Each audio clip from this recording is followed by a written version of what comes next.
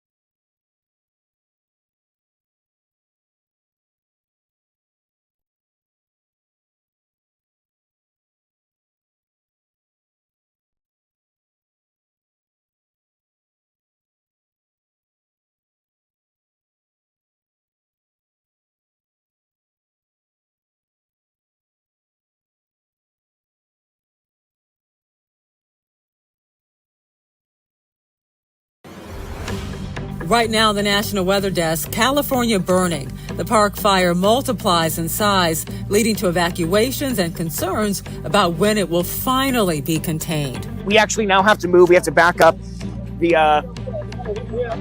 The fire's moving our direction. While wildfires spread in several other states, including Utah, there's been 679 fires in Utah this year. We're watching for possible new trouble in the tropics later this week and the threat of severe storms this afternoon, plus a closer look at the role climate change plays in all of it. And we'll also head to the vineyards to see how a lack of rain is impacting the upcoming grape harvest. Unlike most agriculture, no rain is really good for grapes.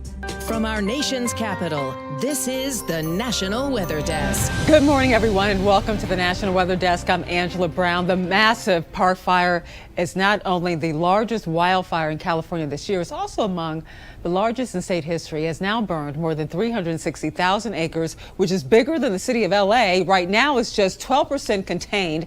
Thousands of people have been evacuated from 4 counties. Authorities say a man has been arrested, accused of starting the fire by pushing a burning car into a ravine. The park fire is one of hundreds of wildfires burning across the West from Washington to Arizona. Our team in Redding, California is covering all aspects of the park fire. Nazia Javid leads our team coverage. We are in an evacuation order zone. This is in Paynes Creek in Tehama County, where you can see behind me so many hot spots just smoldering into the air. The billowing air is glowing orange as the fire remains active tonight. I'll step out of the way so you can see what it looks like all around us. And you can see behind me just some of the damage that has already been done. This area completely charred and burned over. All that is left behind is destruction. These are actually from the hand crews that are building out these kind of fire lines. They're digging it, they're cutting away shrubbery, and then they're using that shrubbery and these fires that they're lighting themselves to burn away the fuel that the park fire could use. So what we want to do is protect the infrastructure of Highway 32 and create that buffer between us and the fire. However, as he took me and several other journalists to the first spot, just north of Lomo, the wind shifted and the fire took off again. You can see flames already have made it to the other side of the highway. So we actually now have to move. We have to back up. The fire's moving our direction, so I need to keep moving. It really goes to show how quickly a fire like this can change and spread. Fire crews are working to put out the wave of wildfires that have engulfed Utah. Yesterday, the Colab fire in Washington County grew over 600 acres. Tonight, it's 40% contained. And on Friday, about 3 miles west of Marysville, another fire is burning, separate from the massive Silver King fire that scorched over 5,000 acres and forced some evacuations. The Diker Hill fire near Colville started Wednesday afternoon. It was estimated at over 200 acres. As of tonight, it's 100% contained. According to Utah Fire, there's been 679 fires in Utah this year, burning more than 40,000 acres. In Oregon, 44 wildfires have burned more than 1 million acres. Right now, the focus is on the microwave tower fire. It jumped containment lines on Sunday, burning railroad tracks next to I-84. 3,000 people have been told to get out, with another 22,000 told to be ready. Up in Washington state, the Pioneer Fire has now burned more than 33,000 acres. It's just 10% contained. Evacuation orders are in place right now for people living in one small community. And we are also getting a better look at the wildfire devastation in Jasper National Park in Canada. Officials estimate 1/3 of all structures in the town were destroyed. Many homes have only their foundations left. The good news is that all critical infrastructure was saved. The flames burned about 123 square miles of the park. That's about the size of New Orleans. The smoke from all those wildfires is leading to air quality alerts from coast to coast. The worst air is out west, with unhealthy levels in several places, including northern Utah. But that smoke is causing issues in the east as well, with orange alerts around the Cleveland, Pittsburgh, and also Harrisburg regions. And smoke from wildfires can also impact sunrise and sunset. Meteorologist Josh Kozlowski looks at how smoke way up in the atmosphere can change the color of the sun. Well, at one point or another, you've probably seen a cool sunrise or sunset like this one, right? And it's probably due to some high, thin clouds in the atmosphere. But sometimes, if you don't have any high, thin clouds, it can actually be forming these colors because of smoke from wildfires. High in the atmosphere, the smoke is from, in this case, Canadian wildfires floating south through upstate New York. Take a look at those oranges and reds going on there, some very cool colors. And what's happening in the atmosphere basically is all the short wavelengths of light, like blues, are being absorbed by the particulates, the smoke in the atmosphere, and what's left, the longer wavelengths of oranges and reds, and that is what you see here with this particular sunset. If you widen out this view, you can take a look. There's blue sky up to the top of the screen there. That's because the light is not traveling to that part of the atmosphere. For the National Weather Desk and the Weather Authority, I'm meteorologist Josh Kozlowski. Well, most wildfires in the U.S. are caused by humans, but lightning is another common cause. Meteorologist Matt Monroe looks at how lightning can spark wildfires. Let's talk wildfires for a second. Wildfires are actually 80% caused, believe it or not, by human intervention. The other 20%, the vast majority, is caused by dry lightning. So what exactly is dry lightning? Well, we have thunderstorms where the rain doesn't reach the ground, but the cloud-to-ground lightning unfortunately does. Those lightning bolts reach 50,000 degrees Fahrenheit, and when they hit dry trees and brush, fires usually, unfortunately, are the result. And here's one example here. Gold Complex fire in the Sierra Nevada of California. Picture is courtesy of the Truckee Meadows Fire Department. We had 4 lightning strikes coming out of one of those dry thunderstorms, and each one of those lightning strikes created a separate fire. There's 1, there's 2, there's 3, and there's 4. And together they are termed the Gold Complex fire. So again, dry lightning, super dangerous in the western part of the country this time of the year in summer into fall. And tracking the tropics this morning, and for the first time in weeks, there is activity in the Atlantic Ocean. The National Hurricane Center is tracking a disturbance northeast of South America. It has a 50% chance of developing into a named storm over the next week. It's still really early, but the storm could bring heavy rain to the Caribbean as well as Florida. We'll be keeping a close eye on this all week. The threat of severe weather also returns this week. There is a slight risk of severe thunderstorms this afternoon and also evening in the Dakotas. The same risk extends throughout the day for portions of Illinois, Indiana, Kentucky, including Louisville and also Evansville. Alabama has recovered from severe weather over the weekend. Heavy rain turned these roads into rivers across the Birmingham region. Many highways were shut down as well yesterday because there was simply just too much water. There was also scattered power outages, but most people are back online this morning.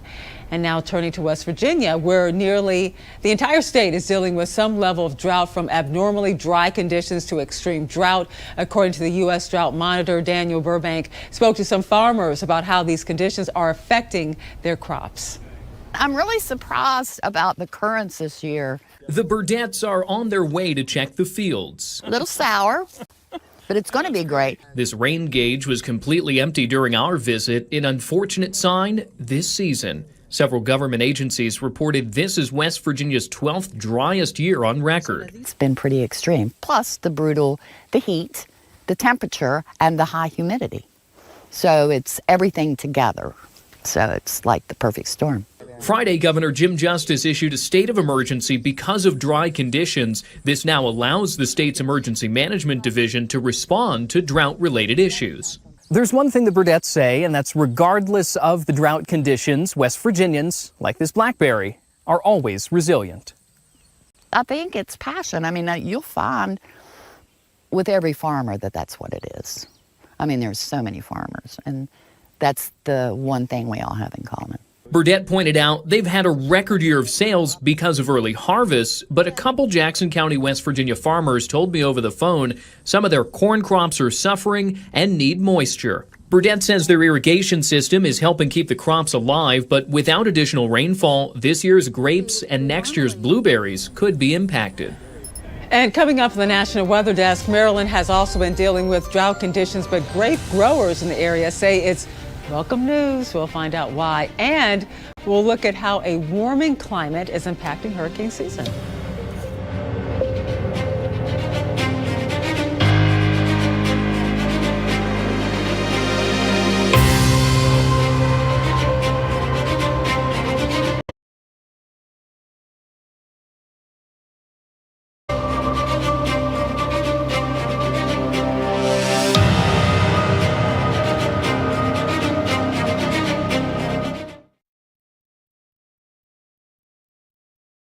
I'm meteorologist Charlie Lopresti with a look at the Northeast. Temperatures today will be seasonably cool throughout New England. We have clouds and a few showers with temps running in the 70s.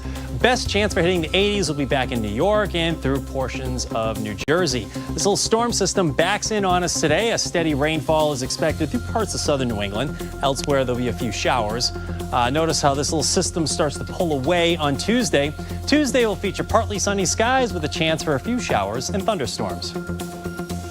I'm Chief Meteorologist Gerard Jabali. Here's a look at the Mid-Atlantic region. Your Monday is shaping up to be pretty decent. It's going to be a little warmer across the area. Also, a little more humidity to come in. A couple showers and thunderstorms that will likely pop up toward your afternoon and evening. We'll have better rain chances likely coming towards Tuesday, though.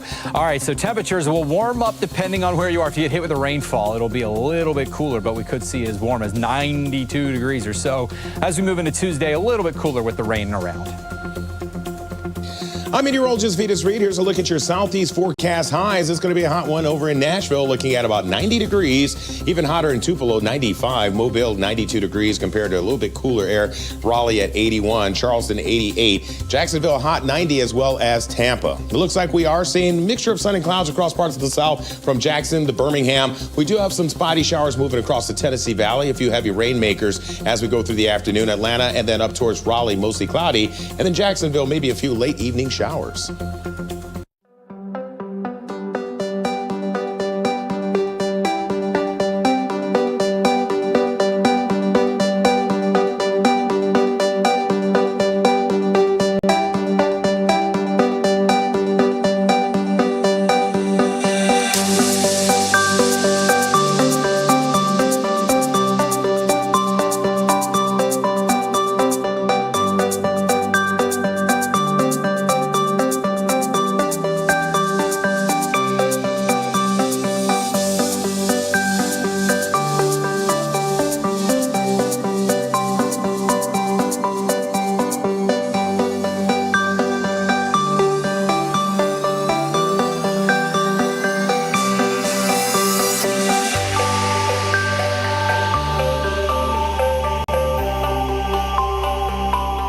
You are watching the National Weather Desk.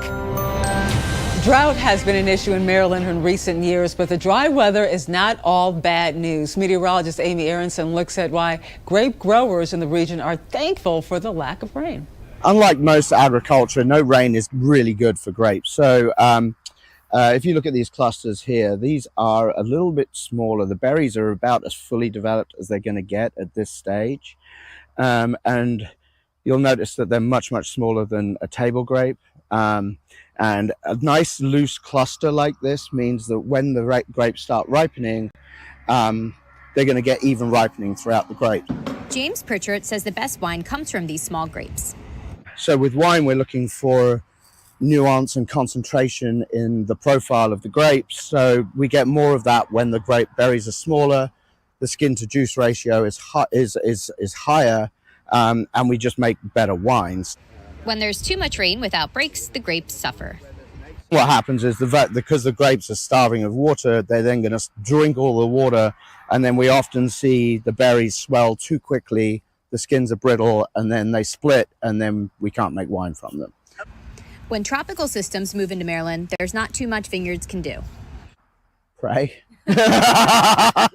There's nothing you can do. It's Mother Nature. So what we do here is that we grow 13 different varietals. Each grape is at a different stage, or each varietal is at a different stage throughout the process. So by growing different ones, you're basically hedging the fact that you may, that we should be okay with some stuff, basically. Yeah.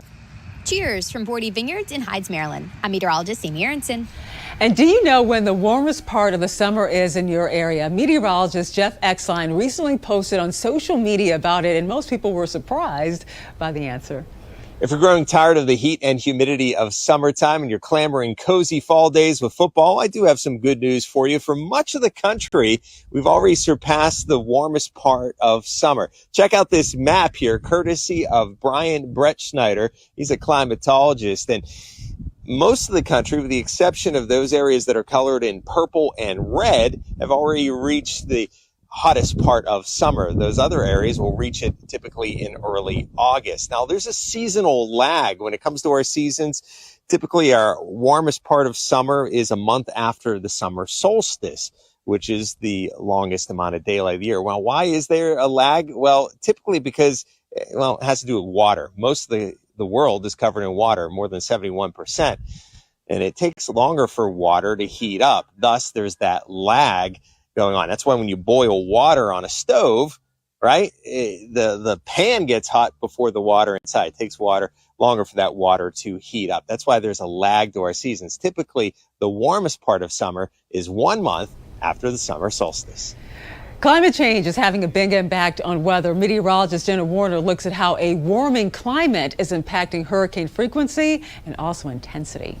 Well, hurricanes also need two other ingredients to thrive. One of those is moisture, and that is likely to increase over time as well with climate change. But the other ingredient is wind shear. It needs low wind shear to flourish in the environment, and wind shear is a measure of the wind speeds and direction as you go higher up into the atmosphere. Now, some studies do show that wind shear is likely to increase over a majority of the Atlantic. So what happens when a hurricane encounters this area of high wind shear? Well, that hurricane moves into it, it starts to break apart, and then eventually it dissipates. So that means that over time with climate change, we're actually likely to see a decrease in frequency of tropical storms and hurricanes. But you'll notice on this map too, there are indices of low wind shear also. So if a tropical system does find that sweet spot, it'll have warmer ocean waters, a lot of moisture, and low wind shear. So that means that the systems that we do see are more likely to rapidly intensify, and we're also more likely to see major hurricanes out of those systems. Now, the question in everyone's minds, what does this mean for landfalling hurricanes or tropical storms? Well, there's no way to tell how that will change with climate change. That is unpredictable. But what we do know is we're likely to see a decrease in overall frequency of tropical activity, but the storms that do form are likely to be more intense. Well, have you ever wondered why sometimes there will be a thunderstorm in one area, but close by the sky is basically clear? It has something to do with the cap. Meteorologist Les Stills explains. Well, let's talk about why some areas and some counties have thunderstorms and others don't. A lot of that has to do with what we call the cap. Most of the sun's energy is directed down towards the surface, the ground levels, and as you warm up through the day, we send these bubbles of air up into the atmosphere here. As long as the temperatures decrease with height going up there, we'll continue to see those air rise. They'll hit eventually a warmer layer of air. That kind of sits as the cap. doesn't allow the warmer air to continue upwards because you're losing that decreasing with height. But when we see the cap thin out or it gets sufficiently hot enough that we reduce that level of the cap there, that's why we get those showers and storms bubbling up across the area. So it just may be one county has a little bit thicker cap than another county does because of what's happening going on in the upper levels of the atmosphere. Now, most people know that the weather is at higher elevations, like on mountains, is different than the weather at lower elevations. One of the reasons for that is something called an orographic lift. Meteorologist Lindsay Storrs recently posted about it on Instagram. Here in Utah, summertime thunderstorms tend to pop up first over our mountains. Do you know why that is? When warm, moist air like we tend to have in the summer months hits a mountain, it's forced to go up and over that mountain. As the air rises, it cools, and the water vapor in that air condenses into a cloud and eventually precipitation. When the air passes over the mountain, it sinks, and the air mass then warms and dries out, leaving a shower or thunderstorm just right over the mountain. We call this process orographic lifting, and that's the reason that thunderstorms pop up over the mountains first in the summertime. Dust devils look cool, but how do they actually form? Meteorologist Dante Ricky explains. Dust devils can resemble tornadoes, but in fact, the science behind them is much different. This video caught in Chesapeake, Ohio from Mary Beth Hill Quarry on a rather hot and dry summer afternoon. Now, the beginning of the dust devil comes from the sun, believe it or not. The air is heated up unevenly in comparison to the ground. As a result of that, the warm air rises, and this starts a little circulation of low pressure down at the ground that we call an eddy. From the ground and going up, that warm air rises and enhances the circulation or swirl from the bottom up. There's no cloud or funnel cloud, per se, to produce this, and this dust devil will pick up debris, dirt, anything on the ground in its path, and it will even strengthen for quite some time. Once it hits a pocket of cooler air, though, more stable conditions will cause that swirl to come to an end. But remarkably, this can happen even on very good weather days with the sun coming out as well. And time now for a short break, but first we soar over beautiful Montana.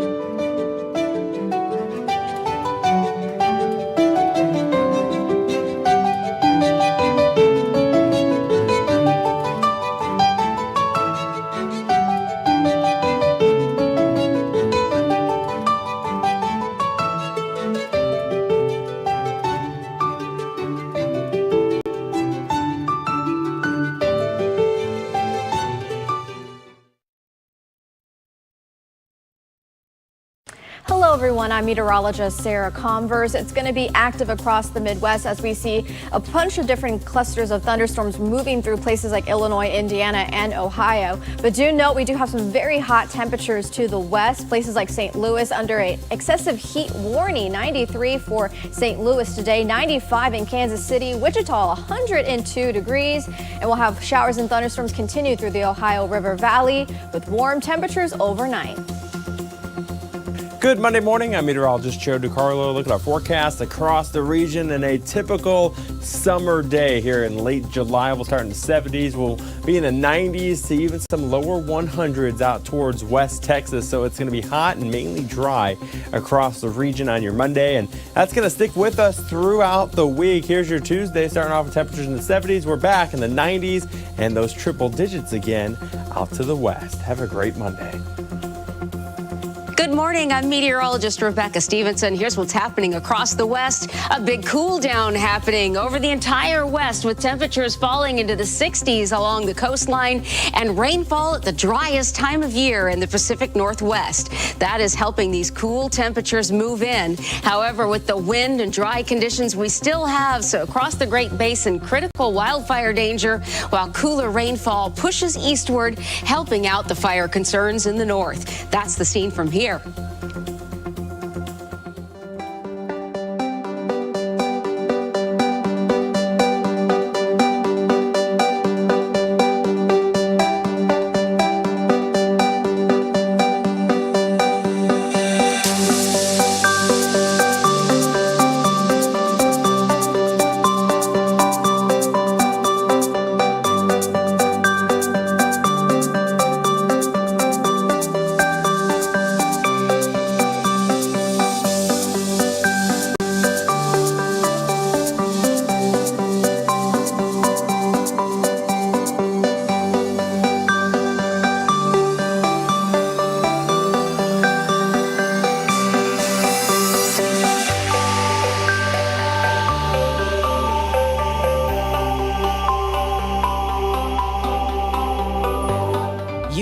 watching the National Weather Desk. Chances are you have never seen a white groundhog, and there is a reason for that. They're extremely rare. Many people confuse albino groundhogs for white groundhogs, but they are in fact different things. Meteorologist Teresa Carter has more on this unique rodent. When you think of groundhogs, you typically think of dark brown fur. What is not a common sight is one that has a white or blonde fur coat. This groundhog is likely leucistic, meaning that he has a partial loss of pigmentation, which causes his unique coloring, but not in his eyes. Now, what is even more rare is albino groundhogs, which are white and have pink eyes. Now, the probability of encountering a true albino groundhog, well, is a 1 in a 10,000 chance. Regardless, seeing a white groundhog, though, is still pretty cool. And we love to share your weather content on the air. You can find us on all your favorite social media platforms, including Facebook, YouTube, Instagram, X, TikTok. Just search the National Weather Desk. We'll be right back.